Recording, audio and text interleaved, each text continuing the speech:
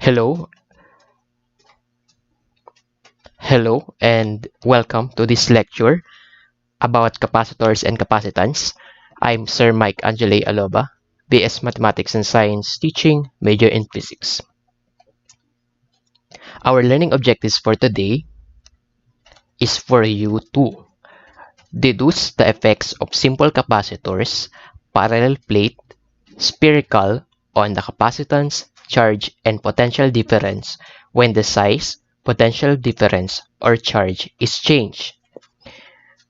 To determine the potential energy stored inside the capacitor given the geometry and the potential difference, predict the effects on the final potential difference and change in potential energy of a capacitor when either the geometry or charge is changed, to determine the energy density and the electric field inside a capacitor when a given configuration or with a given configuration, and to describe the effects of inserting dielectric materials on the capacitance, charge, and electric field of a capacitor. So what are capacitors? So these are devices that store charges or electrical energy. So this is an actual image of a capacitor in a circuit. Typically, its structure consists of two conducting plates separated by an insulator or dielectric. So here you have the anode foil. This is the cross section of a capacitor, the anode foil and the cathode foil. So typical parts of a capacitor, it has a container and two terminals. The longer one is usually the positive terminal, and this is the schematic diagram or the symbol for a capacitor that we will be using in analyzing RC circuits. If you place opposite charges on each plate in a capacitor or parallel plate capacitor, that produces electric field, because we all know that charges produces electric field, and the potential difference or the differences between the voltage across the plates or between the plates are produced, and that energy is stored in the electric field across the plates. What is capacitance? So basically, capacitance is the measure of how well your capacitor stores charges or electrical energy. It is the ratio of the charge separated on the plates of a conductor to the potential difference between the plates. The unit for capacitance is farads or coulombs per volt, and we have the general formula for capacitance as the charge per unit of potential difference or voltage. 1 farad is the capacitance C of a conductor that holds 1 coulomb of charge for each volt of potential. So that would be 1 farad is equal to 1 coulomb per volt.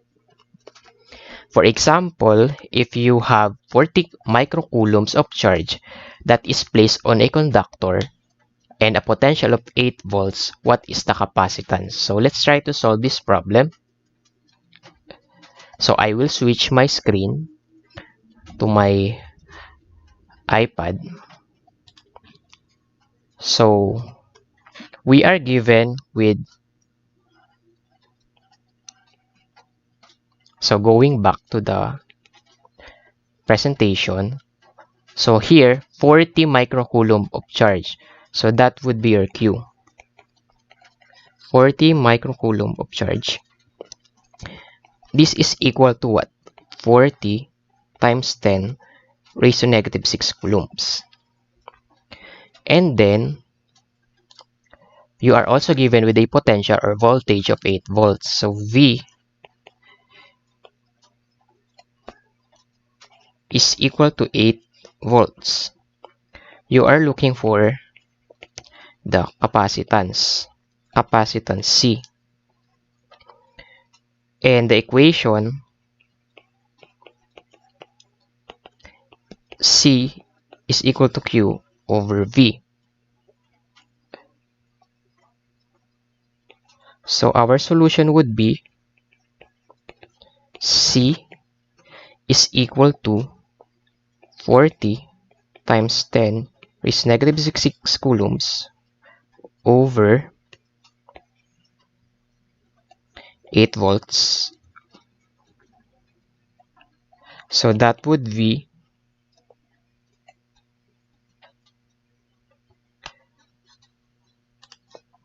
40. Sige, fraction natin. 40 times 10 raised to negative 6 all over 8 volts. That is 5 times 10 raised to negative 6 or 5 microcoulomb. And this is your final answer.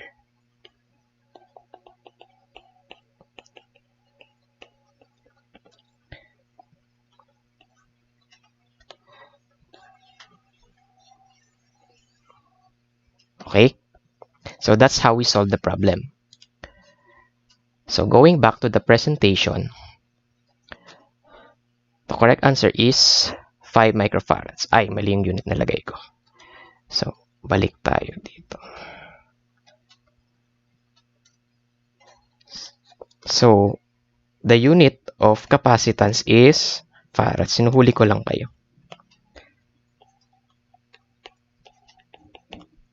So, that's farads. Okay?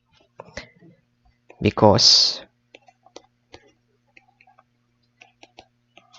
yan. So, hindi na kayo magkakamali dyan. Okay? The unit of capacitance is farads. So, going back to the presentation. Yeah. Correct answer is 5 microfarads. So, what about spherical conductor? If you are given with a spherical conductor, remember that at the surface of a spherical conductor, the electric field is equal to kq over r squared.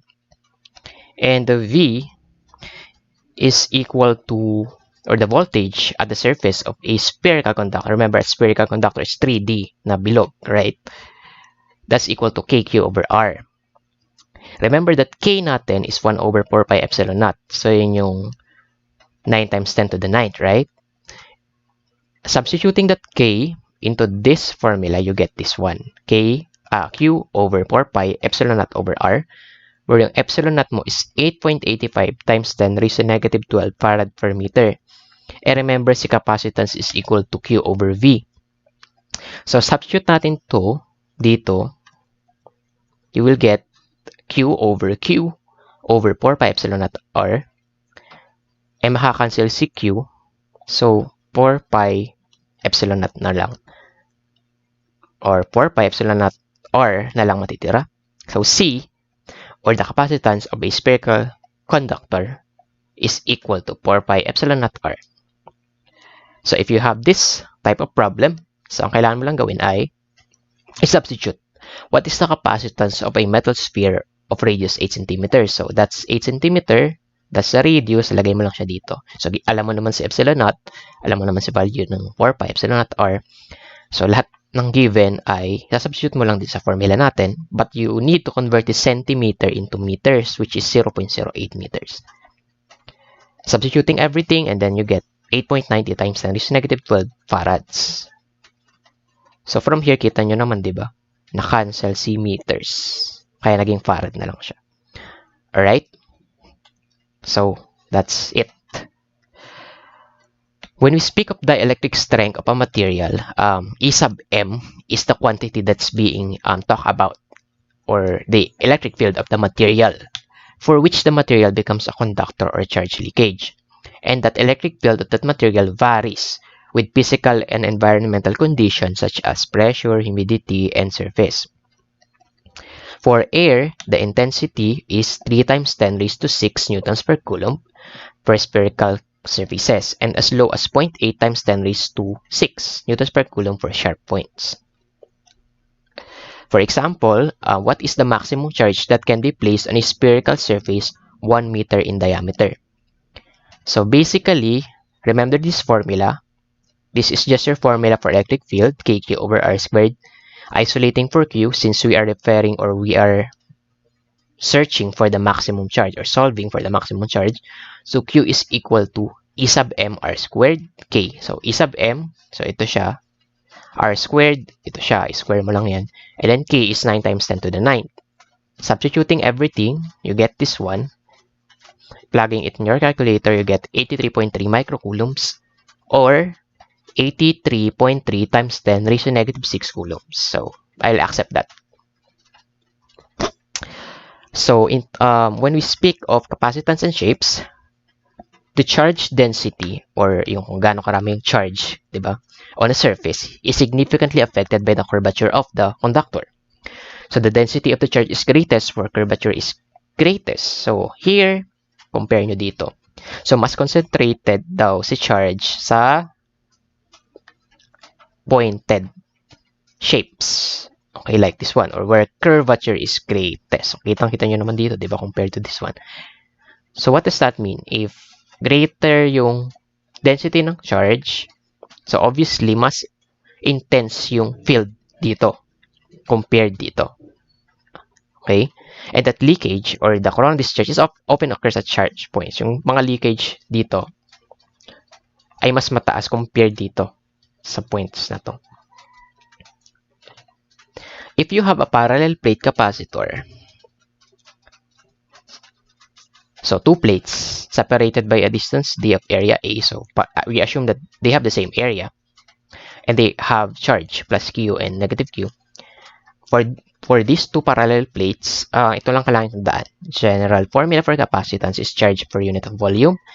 And remember that another formula for electric field is volts per distance. But remember that we discussed that another unit for electric field is volt per meter. So I will switch to my pad. So sabi doon, meron kang we will be deriving the capacitance of a parallel plate capacitor. So, sabi dito, meron kang dalawang parallel plate, di ba?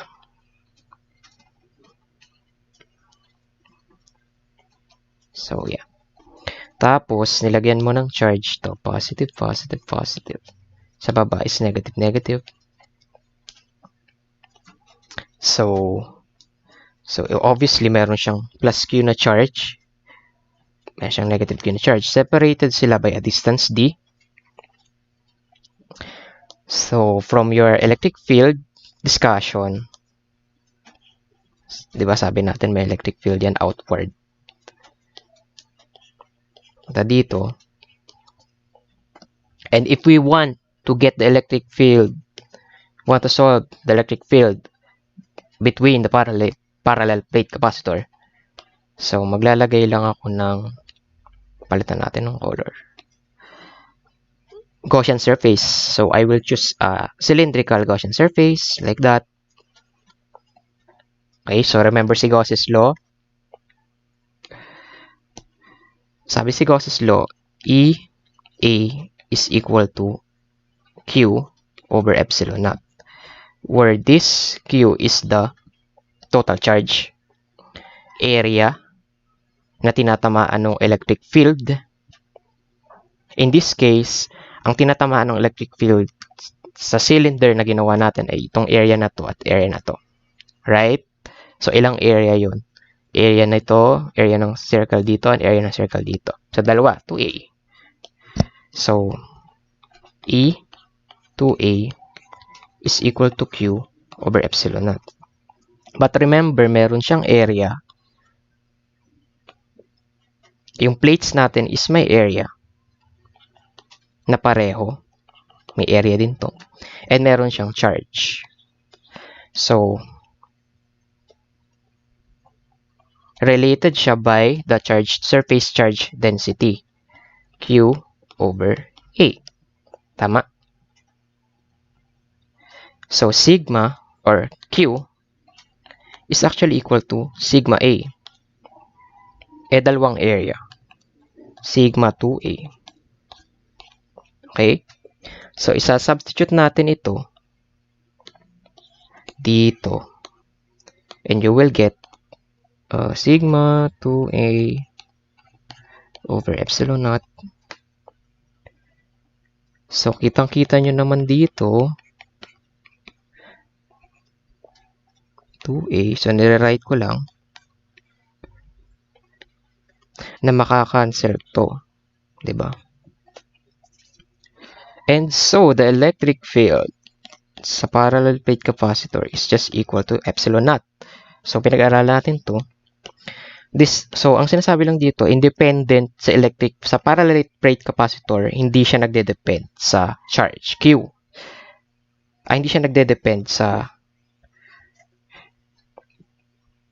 area between the plates. But nagde-depend siya sa surface charge density. Okay? So, ilagay lang natin. So, na-derive na natin to. So, what? Diba? Going back to our discussion, we know that capacitance is Q over V. And electric field na sinolve natin is just equal to sigma over epsilon naught. Tama, di ba? Yan. But we know that E is also equal to VD. And we know that sigma is Q over A. Tama. So, substituting that sa E, ito muna tayo. So, yeah. Q A epsilon naught. Okay? I-write ko lang. Epsilon naught A. Equal din yan sa VD. And solving for V is actually equal to QD over epsilon naught A. Tapos here, ilagay natin doon. Saan mangyayari? C is just equal to Q over QD over epsilon naught A. Diba? Which is just equal to, get the reciprocal of the divisor, epsilon naught A over QD. So, matatanggal so ito pala yung sinasabi ko. Na si capacitance sa parallel plate capacitor is independent of the charge. Okay? So, therefore, so ito na yun. I-rewrite lang natin. C of a parallel plate capacitor, capacitance of a parallel plate capacitor is equal to epsilon naught A over T. So, ano ibig sabihin nito? That the capacitance is directly proportional to area but inversely related to the distance between the plates. Okay? And doon natin nakuha yung formula dito. So, yan. So, dinerive natin.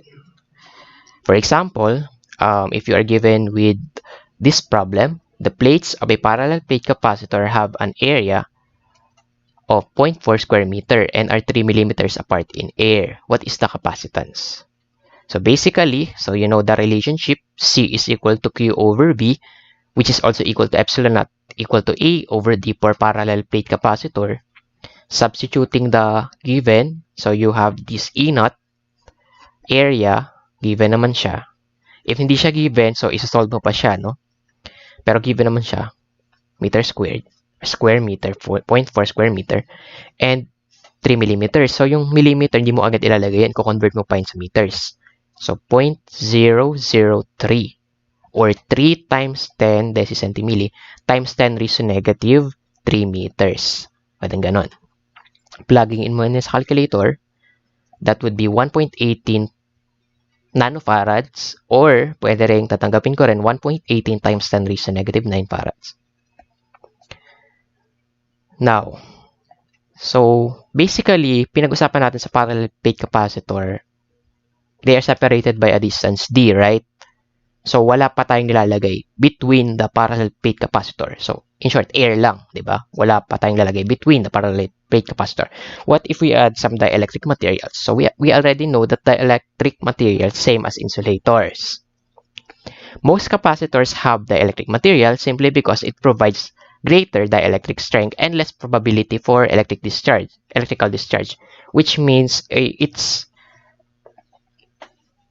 it makes your capacitor more convenient to use or mas pangmatagalan.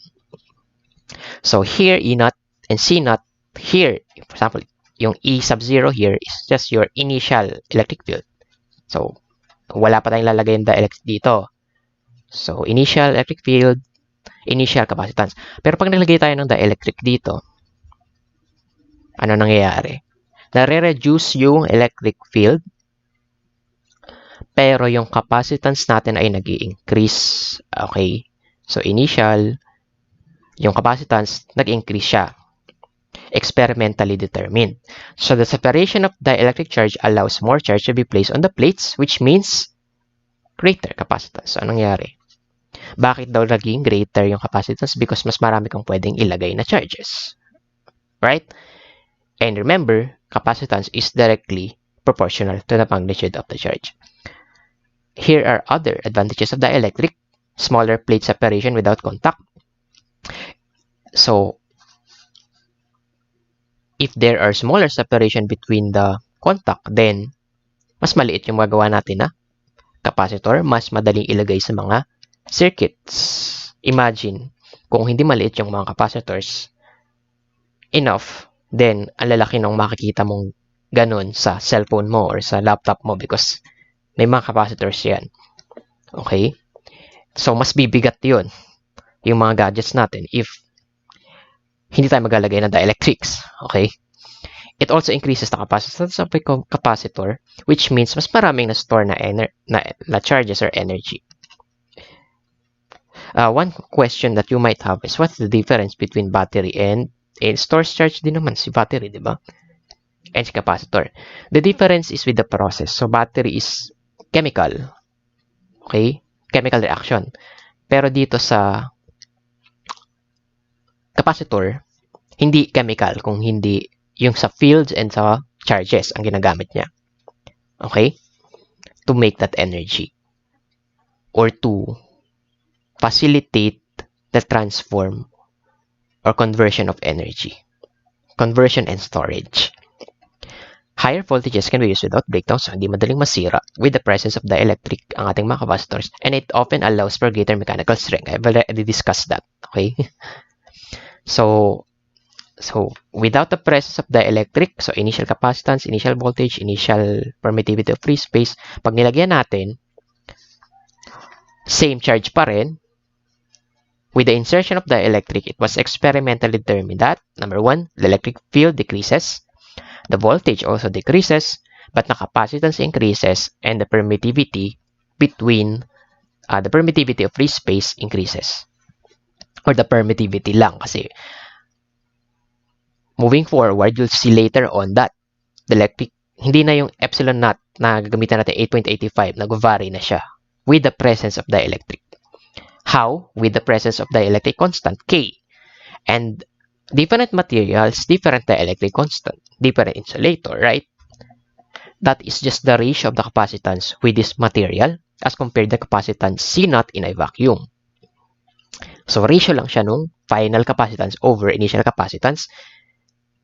Kung air, kung wala ka namang nilagay na insulator between parallel plate capacitor, the air over air lang yun, diba? So, 1.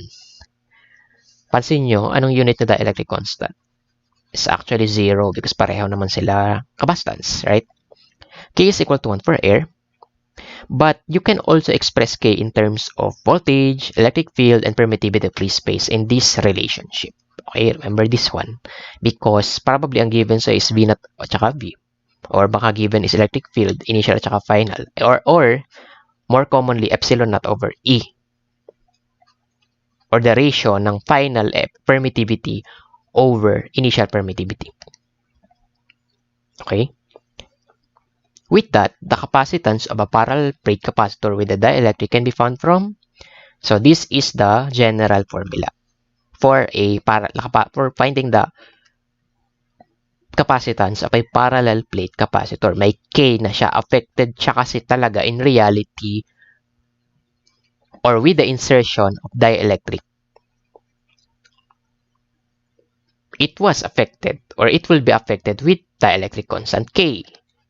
So, ito yung more complete na formula. So, yung mga sinulad natin kanina, we assume that walang dielectric constant air. So, 1 lang to. Pero ngayon, we'll consider that dielectric constant K. So, same pa rin naman. So, from here, you can see that greater the dielectric constant, under constant, greater, so direct in relationship between capacitance and dielectric constant. Okay, which means greater dielectric constant, greater capacitance. And the constant epsilon is the permittivity of the medium, which relates to the density of field lines. Remember that epsilon naught is 8.85 times 10 raised to negative 12 farad per meter or coulomb squared per Newton meter squared. But remember, so ngayon, tingnan natin, makita natin dito na namumultiply na si epsilon naught by a factor of K depending on the dielectric material. So for example, if you are tasked to find the capacitance and the charge Q if connected to 200-volt battery, and you assume that dielectric constant K is 5, then you first solve for C muna, okay, capacitance. So C is equal to epsilon A over D, diba? But remember, to get that epsilon, that is K times epsilon naught. So 5K times epsilon naught, 8.85 times 10 raised to negative 12. So E natin is 44.25 times 10 raised to negative 12. So dito, pinaghiwalay ko siya. Pero pwede nyo na maidiretso na dito sa formula. And then, pag nakuha mo na si E, gamitin mo na yung capacitance formula mo na E over D. So you get 44.25 times 10 raised to negative 12 times 0.5 meter squared over 0.02 meter. Saan galing yung 0.02 meters? Ito po. Sa illustration. So, 2 millimeters, that should be meters. Okay, kukonvert mo pa yan. So, 2 times 10 raised to negative 3 meters or 0.002 meters. Pag pinlaki nyo sa calculator, that is 11.1 nanofarad. Ngayon, ngayon, Q naman. Okay? So, nakuha natin si C, then Q naman. So, anong relationship between the capacitance and the charge? Direct relationship. So, you use the general formula. Q is equal to CV, then multiply mo lang to at saka ito. The answer is 2.22 microcoulombs. But remember, na ano siya, diba? So, convert mo muna sa times 10 raised to negative 9 farads. So, convert mo lang siya. So, hindi mo agad yung multiply kasi hindi mo makukuha itong micro. Okay? So, 11.1 times 10 raised to negative 9 farads times 200 volts is equal to 2.22 times 10 raised to negative 6 coulombs or 2.22 microcoulombs. So, yun lang. Remember to convert units. Now, let's talk about the energy of a charge capacitor. So, remember that a capacitor stores energy. And stored energy is known as potential energy, U. So, you are familiar with this, right? We already discussed potential energy in terms of work QV required to move charge from point A to point B. That's voltage, right? But here we are referring to the work required to charge the capacitor. And if we consider the average potential difference from 0 to VF, V final, to be half of the voltage, then the work done in charging the capacitor is equal to 1/2 QV. So remember this formula, where Q is the charge, total charge, and V is the potential difference. With this, we can say that potential energy U is equal to 1/2 QV, or 1/2 CV squared, or Q squared over 2 times the capacitance. So, pili lang kayo dyan. We found that the capacitance to be 11.1 nanofarads and the voltage to be 200 volts. And the charge is 2.22 microcoulombs. Suppose that you are tasked to find the potential energy U. So, pili lang kayo dito sa mga formulas na to. And the most convenient to use is 1/2 CV squared. Substituting 11.1 nanofarads, 100 volts. So, remember to convert this sa 11.1 times 10 raised to negative 9 farads. 200 volts squared. So, square mo pa to. And the unit of energy is joules, right? So, 222 microjoules. Now, lastly, to find the energy density per capacitor, so our symbol for energy density U, which has a unit of joules per meter cube, is just equal to 1/2 epsilon naught. So, yun yung permittivity of free space na 8.85 times 10 raised to negative 12 farad per meter. E here is electric field. So, square mo lang yan. And you'll get the energy density U. Again, the unit is joules per meter cube. From here, we can say that the energy density is directly related to the square of electric field. In summary, we discussed about the general formula for the capacitance, which is charge per unit of voltage, which is coulombs per volt, and that is 1 farad. We also discussed about the capacitance of a parallel plate capacitor to parallel plates separated by a distance d, and those plates have an area of A, since that is related by the formula epsilon naught over A, where K is the dielectric constant. Epsilon naught is the permittivity of free space, 8.85 times 10 raised to negative 12 farad per meter. Area is the area of the plates, and D is the distance between the plates. K, or the dielectric constant, is can be expressed in these ratios. The potential energy stored in the capacitor can be calculated using the following formulas.